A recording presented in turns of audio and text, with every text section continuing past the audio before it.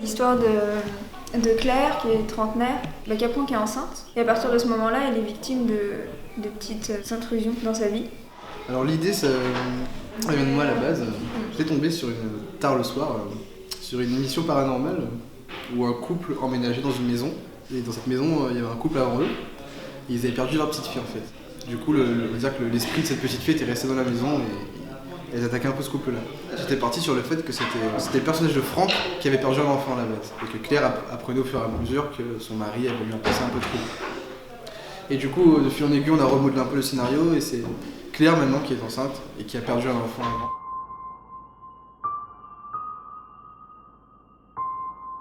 Ce qui m'a permis déjà justement de tenir dans le budget, c'est de pouvoir trouver les accessoires autour de moi. J'ai récupéré beaucoup de meubles, ce qui a permis de faire pas mal d'économies. Voilà, le reste par contre j'ai acheté. Après, c'est un gros travail de repérage qui s'est fait sur à peu près 1 mois et demi. Donc tous les jours à chercher des magasins, aller sur internet, voir qu'est-ce qui va pas, qu'est-ce qui est bien ou pas, demander l'avis des réals, enfin tout ça quoi. Comme ça on fait ça ici en fur et à mesure. Au départ j'ai eu un peu peur, je me suis dit que ça allait être hyper compliqué parce que là il fallait accessoiriser quand même une bonne dizaine de pièces. C'était pas rien. C'est une maison qui est beaucoup accessoirisée, mais accessoirisée de choses qui nous convenaient pas pour le film. C'était plus un déménagement qu'autre chose. L'idée de cette maison, parce que même si elle ne correspondait pas aux intentions de base quand le scénario est écrit il y a à peu près 2 ans, le décor était tellement incroyable, c'était trop moche de s'en passer. Et du coup, on a pu revoir quelques intentions et puis il s'avère que c'est quand même une très très belle idée, j'ai l'impression.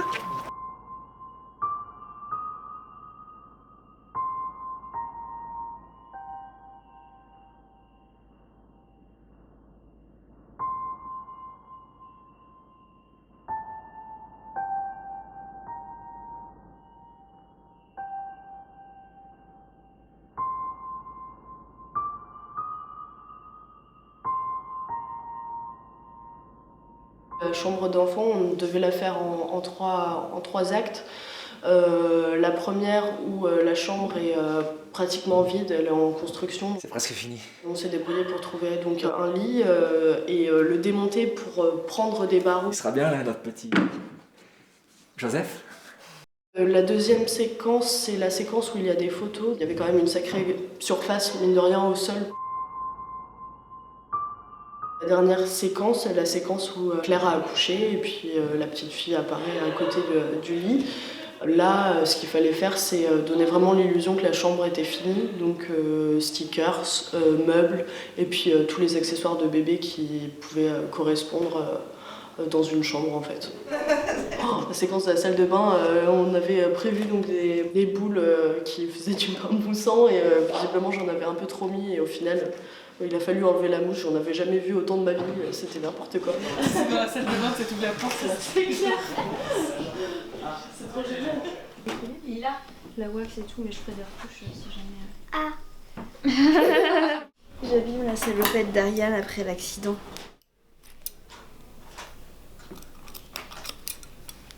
Donc je saccage, je fais des trous avec les ciseaux et ensuite je vais les abîmer avec du papier de verre. Et ensuite on va mettre le sang. Je vais découper la peau. pas ta vraie peau, hein. N'aie pas peur. Oui, on s'était vu une fois. Tu m'avais pas trop aimé pour le démaquillage. Je sais pas si tu te rappelles. Mais là, j'ai de quoi démaquiller. Donc ça devrait aller mieux quand même. Ça fait mal. Ouais.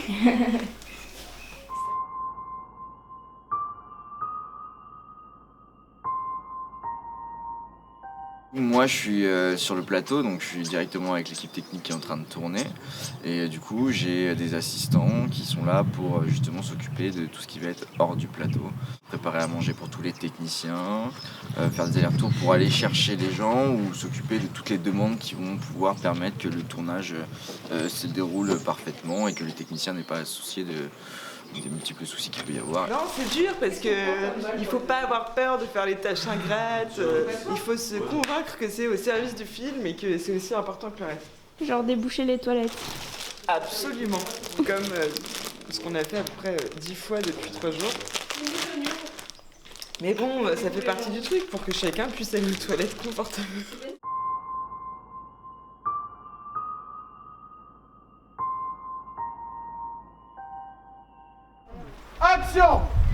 Alors dans l'idée c'est censé faire une lumière comme si le soleil passait à travers les arbres. D'accord. Dans l'idée. Après pour l'instant ça marche moyen donc on va essayer de l'améliorer. C'est une fabrication artisanale. Elle a les cheveux longs donc de base. Ce que j'ai fait c'est que je lui ai fait 2 tresses donc qu'on ne voit pas évidemment, qui sont dissimulées dans la nuque à ce niveau-là.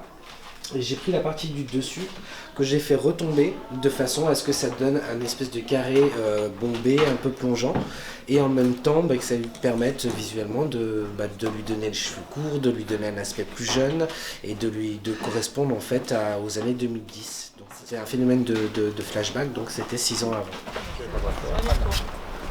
Mais on passe là. Oui. Ça servira à resituer, enfin reconstruire la scène du miroir de l'accident en post-prod. Toutes nos mesures pour une scène. Un point. C'est comme ça. Après on va monter de 0,22 et après on va revenir comme ça. Oui. Depuis la mesure. Et vous allez vous rendre compte que vous êtes nickel. Voilà. Beaucoup de travail pour des exigences de réalisateur comme ça. C'est ton seul travail. C'est mon seul travail, non mais n'importe quoi. C'est son seul travail. Ton seul travail c'est le dossier toi. Allez on y va. Ça va être assez marrant parce que je vais devoir la porter pour la projeter la soulever, la porter au ralenti jusqu'au pare-brise. D'accord. Ça va être très drôle.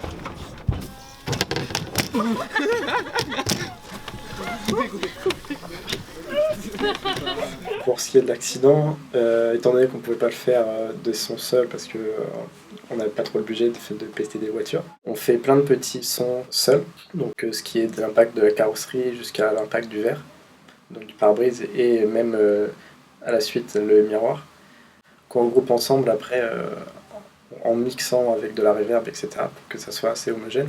Et ensuite, on assemble tout ça et on arrive à avoir un son pas mal. Dans ce son, par exemple, au final, on a un son qui est le son d'accident, et si on regarde sur le logiciel Pro Tools, on a environ une trentaine de sons.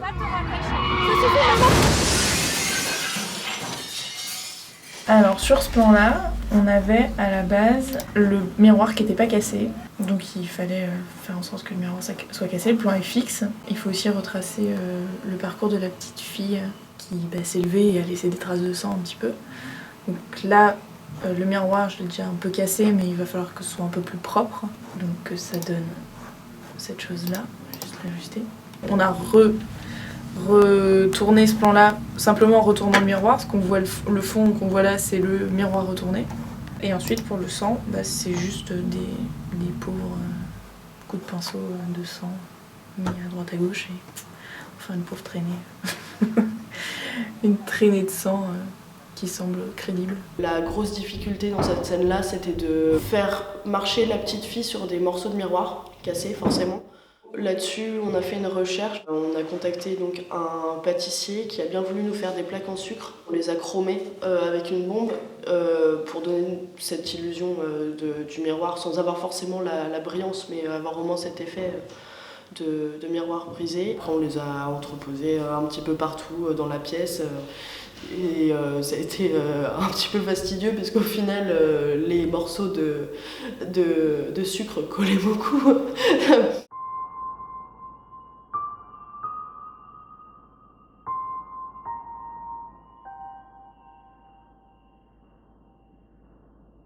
Là comme ça c'est bien.